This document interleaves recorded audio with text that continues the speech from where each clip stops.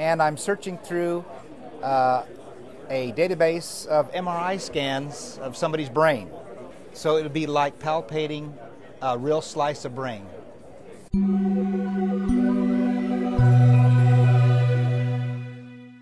This is a 2D touchscreen, but it's mounted on a robot.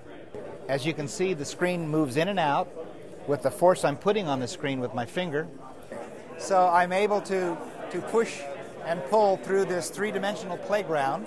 And if I actually try to push this wooden block, the screen stops, and now I feel the frictional force of trying to move that block in the back of the room. And in the case of this ball, I can actually feel my finger against the ball, and if I move it toward the edge of the ball, I feel the contour. And you can see in the video that the screen is actually moving away and toward me to follow the three-dimensional contour of the ball. It senses my X and Y, but it's also mounted behind this on a one-dimensional robot. And the robot moves the screen back and forth according to how much pressure I'm putting on the screen. And I'm searching through a database of MRI scans of somebody's brain.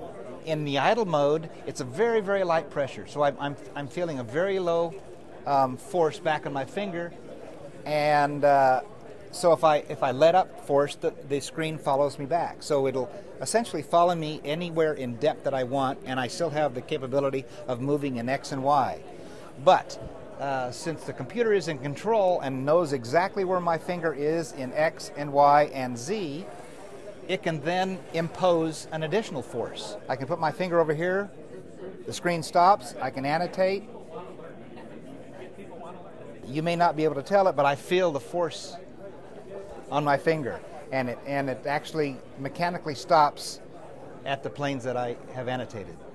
So if you can imagine different kinds of tissue, if this is a real brain, and you reached forward and touched the real brain, I would have very hard modulus, or very hard compliance at the skull.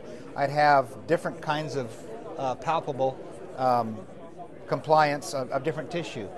The screen can reflect that same kind of feeling, so it would be like palpating a real slice of brain.